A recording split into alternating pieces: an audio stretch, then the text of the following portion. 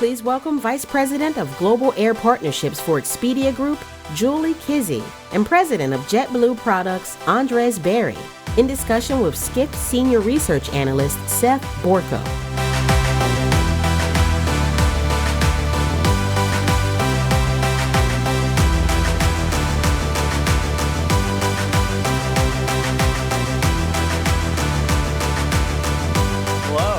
Hello, everybody.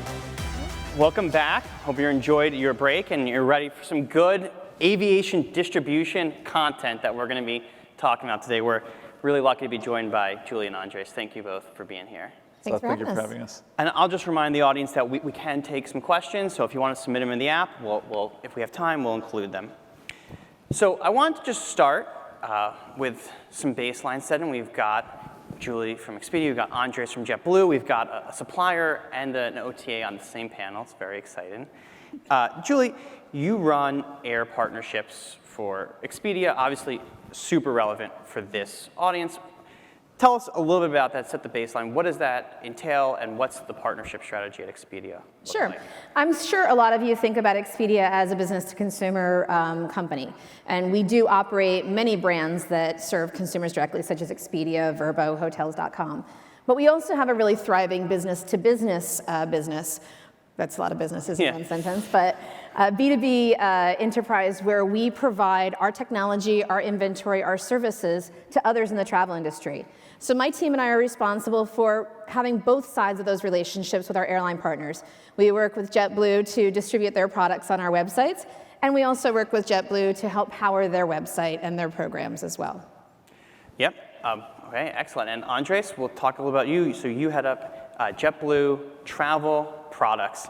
Ancillaries are nothing new to the industry, but maybe travel products is a little different, a little unique. What makes it special, not just plain vanilla ancillaries? Yeah, look, we saw an opportunity to essentially engage more deeply with our customers. And for those of you who know where JetBlue flies, and the majority of our customers historically has been a fairly leisure-oriented network, and a lot of our customers going to the Caribbean, to Florida. So we see a big opportunity to serve up their entire trip, and it's a couple things. One is the ability to give them value for money.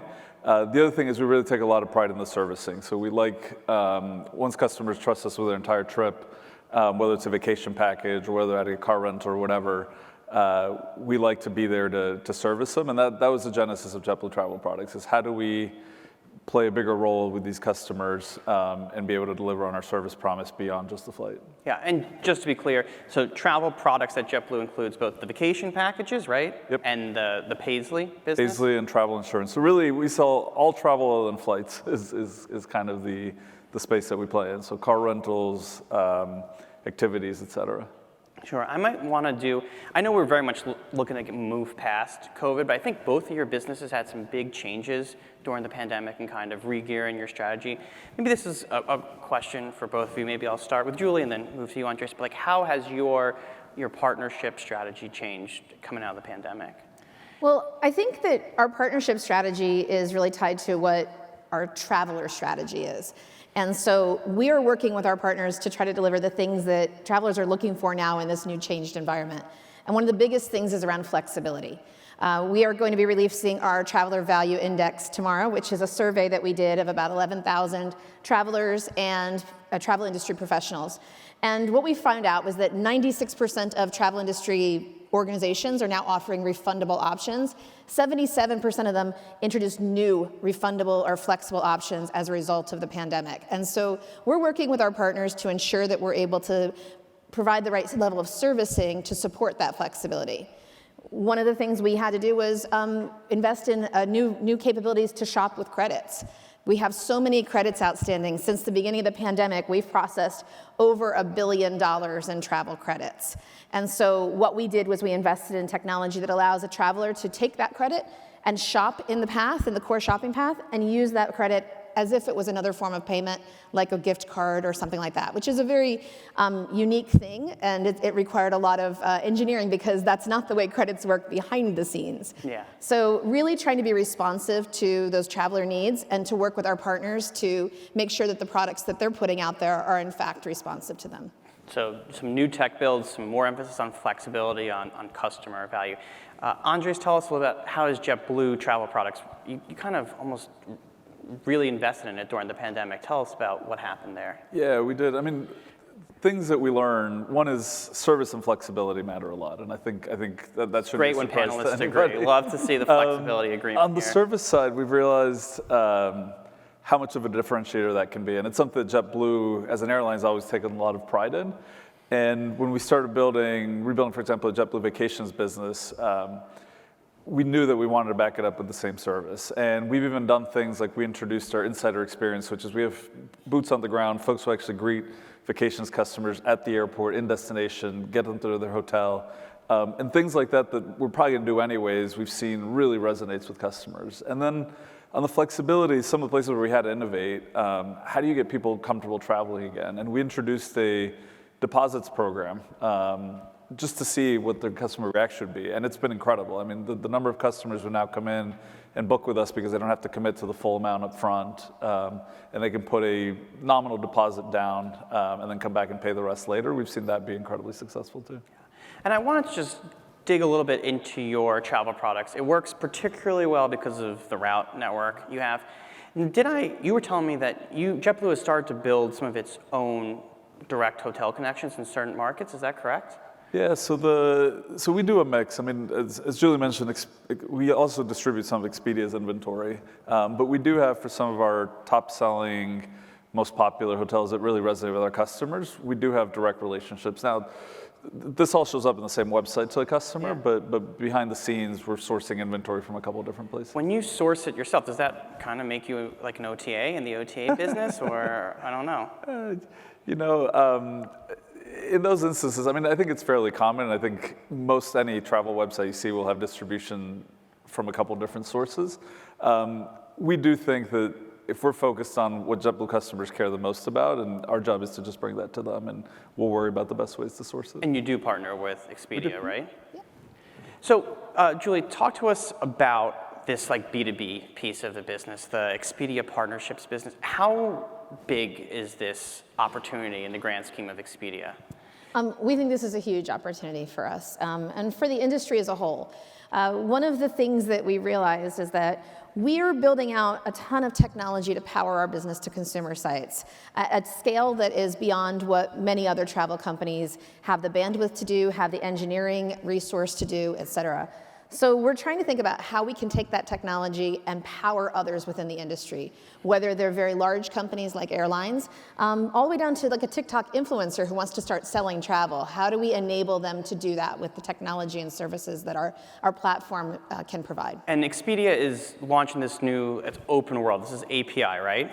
It's not just API, it's really about the platform as a whole and taking pieces of what we do every day in an e-commerce world and making them accessible to business partners throughout the ecosystem. What in like long term, let's think 10, 20 years down the line, what's the bigger opportunity? Is it the non-endemics, is it banks and influencers, or is it powering those airline partnerships and the JetBlue travel products of the world? You know, I think that they're all really tremendous opportunities. Great. For me personally, I'm very focused on the airline side because yes. that's what my team does. Obviously, there are hundreds of airlines around the world, and we would love to power all of them with our technology, our inventory, and support. So I think it's a tremendous opportunity, but we're not narrowing our focus to one segment or the other. Got it. Yeah, so I want to talk a bit about kind of in this distribution mix, we have this customer acquisition piece where maybe you work with a distribution partner to acquire the company, or maybe you acquire it directly. There's kind of this perception that these travel packages, Andres, are just free upsells. There's no acquisition cost. Is that true, or do you have to pay to acquire customers? Yeah, I think it's a mix. I mean, our focus really resonates the most with customers who know JetBlue and have some relationship. Historically, we have seen, we've taken more of that model, right? And that's part of what makes it appealing for us is we've already invested in acquiring the customer once. We don't have to necessarily do so a second time. And so we've invested a lot in just making the value proposition clear to customers as they're booking a flight and say, hey, you know what, by the way, while you're doing that, you may want to consider this alternative and make it easy. But we've also started to see some success in investing in acquiring customers. And it's still the same customer base in terms of the people who are familiar with JetBlue, but driving that awareness that we offer these products before they're actually on our website trying to buy a flight has made a huge impact. So you're taking some marketing spend, and instead of putting it behind the flight and then upselling them, you're putting it behind the actual behind the package, and they're buying the flight as part of that as well. So. And then for Julie, I want to talk to you. You know, Expedia, corporate, big Expedia, one of their huge costs is that sales and marketing spend. Is this partnership channel, is this a cheap way to acquire customers for Expedia because the airlines are doing some of the marketing for you? I don't know if I would call it a cheap way to do it. Okay, it's not cheap. We make a lot of investments in the products and the services to make them relevant for our airline partners. And we work really closely with them to try to drive greater demand. So, you know, if an airline thinks, hey, let's put this in there and if you build it, they will come, it probably won't. You need to make sure you've got the right placements, that its discoverability is easy on the website. We have a lot of expertise along those lines. And so I don't think it's a cheap channel. I think it's a channel that we're really invested in helping our partners grow and taking our expertise, all of the stuff that we do well on our e-commerce site, and helping them to grow their So sites as well. Your expertise would extend actually to how to help them market an ancillary upsell package, not just straight, here's some products, go figure it out. You would actually sit down and help Absolutely. That's part of the services that we provide is giving them insight about what we're seeing on our own sites, how customers are behaving, how travelers are choosing different products, so that they can have the best outcomes, the best conversion as well. And do you, I mean, I guess I don't know the answers, but does it keep you up at night that it's JetBlue's customer, not Expedia's customer? Or isn't the goal always to have a one-to-one relationship with the customer, or are you just happy to have that win? Well, like Andreas said, there are customers that have a natural affinity for JetBlue, and we appreciate that JetBlue has that relationship with them, and we want to help them to grow that relationship. It's up to us to build in a certain amount of stickiness in our own sites. And by investing in loyalty programs and things that drive people to continue to come to Expedia brands, that's how we'll do that. But meanwhile, there are going to be customers who have a natural affinity for airline sites, and we also see there's value in helping them in that sphere as well. And you mentioned loyalty, so I'd love to grab onto that as a bit of a rough segue. But I want to talk to you both about loyalty. We're having a conversation about distribution. It's not complete without mentioning loyalty. So, Andres, tell us about the JetBlue loyalty program. How does the loyalty program factor into the travel products? For sure, it's a big engine, and it's a big part of this. And we see the customers who end up booking more than their flight with us are disproportionately members of the loyalty program. They're disproportionately mosaics. They're disproportionately members of the loyalty program who have our credit card. And we've made a lot of investments, partly in awareness on just completely understand the benefits. But for example, the JetBlue card, the Plus card that has an annual fee, if you actually use it to buy a vacation package through us, we will actually give you the annual fee back as a statement credit. And so that's a big value proposition for our most invested, loyal customers right there. Similarly, I think we're pretty unique in the sense that any travel that you buy from us starts helping you qualify towards Mosaic status. And that's something that we're investing in. You'll be hearing a lot more about next year. And so those are the kinds of places where, to Julie's point, there's a segment of customers who are just very invested in JetBlue, who are really committed to the loyalty program, who have the credit card. And so extending that to broader travel has been a big part of this, and even allowing them to use their points now to book broader travel, et cetera. And so I was going to ask, you can use a point redemption to book a travel product as well. Yes, and so yeah, and we've recently launched it as a mix of cash and points, so you can choose how many points you use, and you're essentially taking dollars off the vacation package, et cetera. So would it be fair to say that the travel products then is like a way to make the loyalty program stickier? It's kind of symbiotic? We definitely see it as a symbiotic. I think that's the perfect term. And I work, the loyalty team and my team work very, very closely together, because if we can make the loyalty program relevant in more places, that makes the loyalty program better. Yeah. The stronger the loyalty program is, the more likely it is that our offerings are going to be relevant. And particularly with the kind of customers who are most engaged with it and the customers who have the credit card, we see tremendous affinity. So Julie, for years, I feel like suppliers have been using loyalty as a means to say, oh, don't shop around on price, just come stay loyal to us. Expedia was the clearinghouse, the shopping center, but you're now also trying to get into the loyalty game as well. Can you talk to us a little bit about how Expedia is going to use loyalty as part of its strategy, its customer strategy. Yeah, last year we announced that we were going to create a unified loyalty program across all of our consumer brands. So that will give consumers the opportunity to earn rewards points if they're buying a vacation rental on Vrbo, or if they're renting a car on Expedia, no matter what product they purchase from us. That's going to give them a lot more opportunities to earn. Now, I don't think that in the airline space that this is at all, it's actually very complementary to what the airlines are doing. So you preempted my question. I was going to say, how do we think about two competing loyalty plans? They're not competing because they're complementary. You can earn both. In fact, our current advertising campaign is all about earning your airline miles and your rewards points with Expedia brands. And so what that does is it gives people an impetus to join their loyalty program, because it reminds them, oh, wait a minute, I might be leaving something on the table if I'm not part of Mosaic, or I'm not part of Advantage, or whatever program is applicable. So we think that it's actually really complementary and will drive loyalty enrollments and engagement on both sides. The other thing that's beneficial to airlines is because we work with so many of them to power elements of their loyalty program, redemption for hotel and car. All of the investments that we make in our platform will be things that will then be available to our airline partners to drive further retailing of those ancillary products to their loyalty members. So it's a pretty beneficial ecosystem that the loyalty program creates. Got it. I think it's an exciting development. And for what it's worth, and one of the things I want to talk about is some of the credit card companies kind of advertise this. If you book travel with Chase, you can still earn your loyalty points, for instance. So I wanted to talk to you both about how credit cards come into this distribution mix. Are you powering a lot of bank connections and credit card connections, Julie? We are. We do. The technology, the template technology that I mentioned, we power many banks across the US and Canada. How do you think that they're kind of, is it changing the landscape for you? Is this like, to me, I mean, maybe I'm wrong. I feel like the Amexes and the Chases and the Capital Ones of the world are this like huge white label opportunity, or I don't know. It feels like everyone wants to get into the travel game these days. I think it is, and that's why we're powering them through that kind of technology. Yeah. And influencers, is that coming next? Influencers, definitely. There are definitely opportunities. There's a lot of people who want to get into travel. God help them. Everybody wants to get into travel. And so we're going to be there to provide them with technology and services that will be able to power small businesses, medium businesses, and large businesses. So like TikToker powered by Expedia. They're TikToking all over the world, and you're going to book their flights from Expedia. Yeah, I mean, they're out there in Dubai showing you how great it is. Why don't you go to Dubai?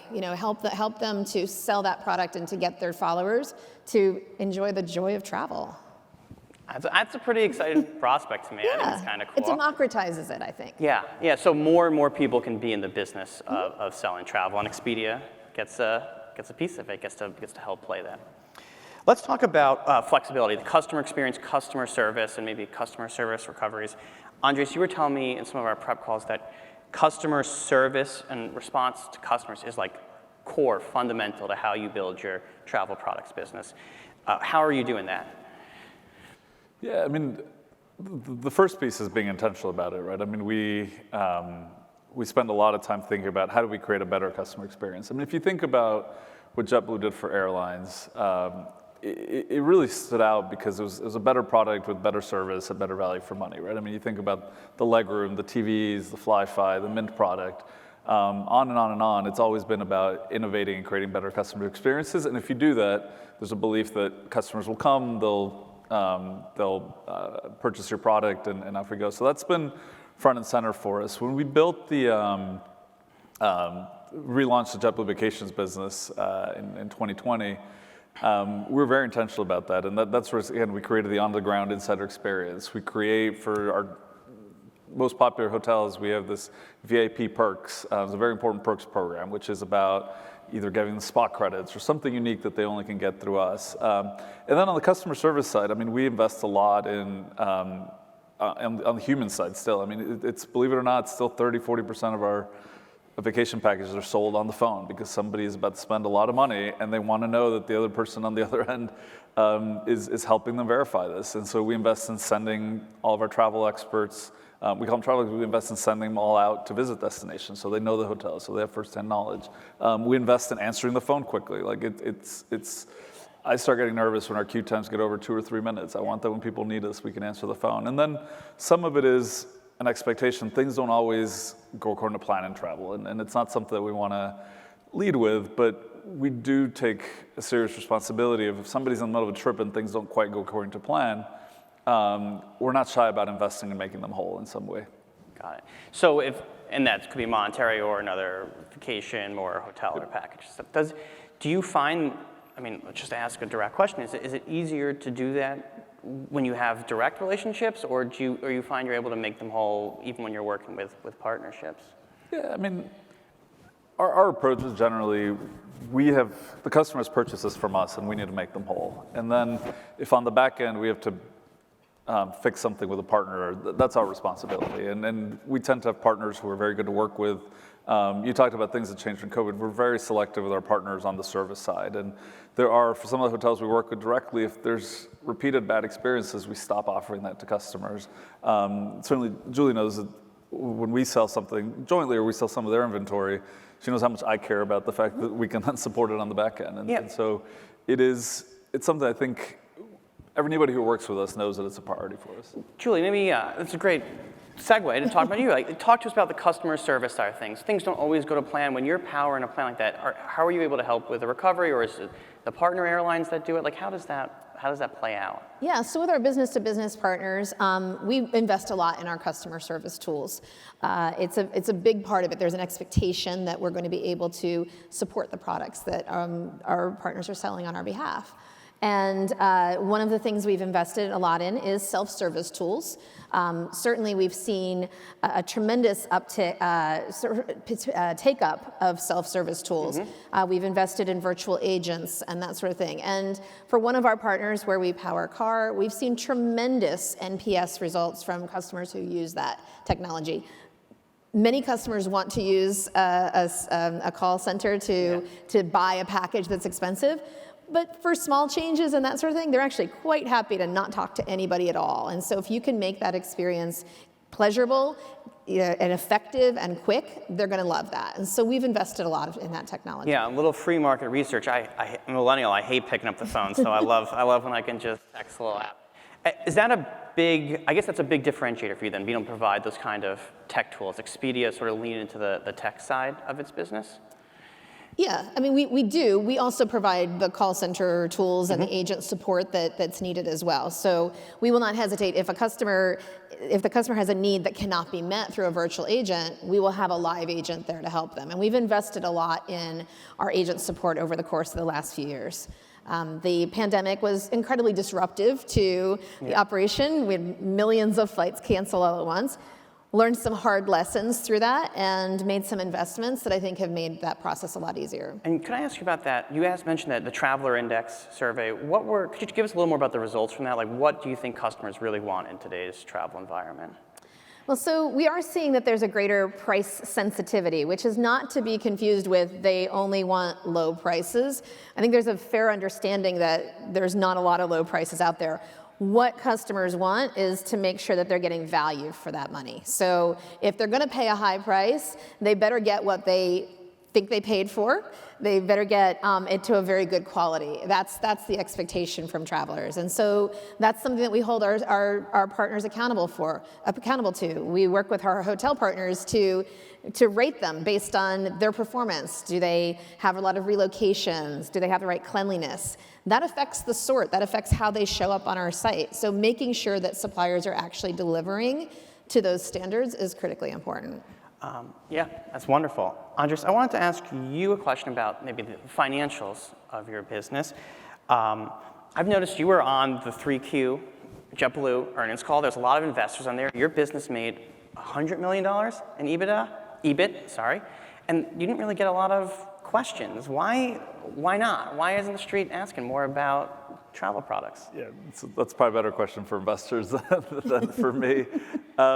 Look, we always saw an opportunity here, and there's these folks are already on our planes. The customers are already on our planes. They're going to purchase additional travel, and we think with the right partnerships, we can generate some financial benefit for JetBlue as well. And to your point, yeah, when we set out, we said, hey, we think this could be roughly $100 million of profit opportunity.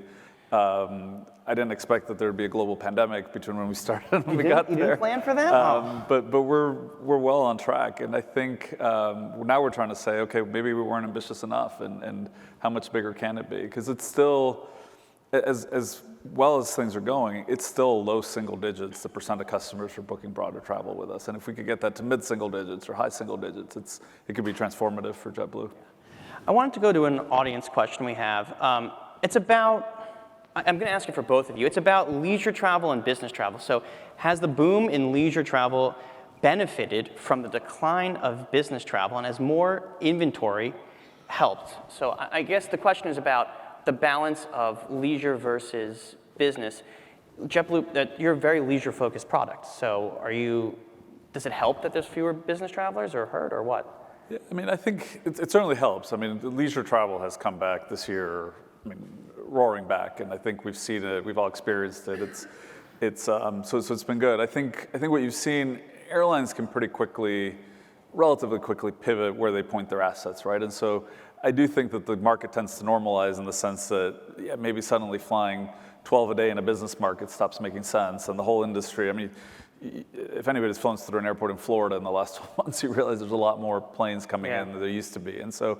For sure, I think everybody's been riding that. I think the tricky part, though, is the lodging side of things is not as nimble. You can't just pick up a hotel and say, okay, well, this used to be a hotel in the business district in Dallas, and now it's a resort in Aruba. And so that's probably a little bit of the limitations, like how much supply can you create? But for sure, we've seen it. The shift is very real, and it's been a big part of our growth this year. And Julie, we were joking earlier about too many businesses, but business travel from the B2B perspective, is the B2B, is the partnership business mostly, is it most attractive to leisure travelers, or do you see Expedia get a lot of business travel? We power a number of TMCs as well as leisure players. I think that, earlier you presented the trends on, I don't like the word pleasure, some people use it, but it's that combination of business leisure. And I know from personal experience that has been a big part of my travel patterns in this last year, and many of the people we see. So we believe that there's a lot of that laptop luggers and leisure patterns that's happening. And so business travel is coming back. It's just coming back in a slightly different form is my So is it maybe a leisure traveler that wouldn't rent a car on a business trip who needs now a car rental from their airline? Is that the opportunity, or is that a... Very potentially, yeah. Okay. I want to double back to that, it's kind of an out there question, double back to that loyalty question. I'm really into the credit card thing. Could Expedia launch a credit card? We've got a Mosaic credit card. Can we get an Expedia loyalty credit card, or earn loyalty points? Maybe. No, I'm not here to make any announcements. Okay. And Andres, I wanted to ask you a bit about Paisly, which is your other travel product, and I believe you have a strong relationship with Expedia on that. How is Paisly different from the traditional vacation packages? Yeah, so what we've found is the term vacation package, although they're sold, actually has a connotation with customers, and so they're very popular. If you look at JetBlue, where we fly, I mean, places like Aruba, Dominican Republic, Jamaica, it is not uncommon for 20-25% of customers on that plane to book the whole vacation package through us. And they tend to be associated with all-inclusives, and they like the ride to the airport. We found it very, very difficult to get the customer going for a weekend trip to Boston to also consider the vacation package. The beaches are just not as warm. Yeah, exactly. It just didn't resonate. And I think what we observed is the way that most airlines operate is they'll have a series of separate websites for, like, if you want a car rental, go here. If you want a hotel, go here. If you want a vacation rental, go here. If you want activities, go here. And they're loosely affiliated back to the airline, but in fact, and we used to do this, we had no visibility into what our own customers were buying on these sites. And so with Paisley, what we've done is we've built a site that actually allows customers for those types of trips. It's a completely different shopping process, different mentality. We've built a tailor site for them where they can actually quite easily take the information from their flight, and we use that to serve them up relevant product across everything else. What we like about it is we can also now service those customers. And yes, Expedia is one of the sources for some of the lodging that we offer. But again, we're the ones who service the customer.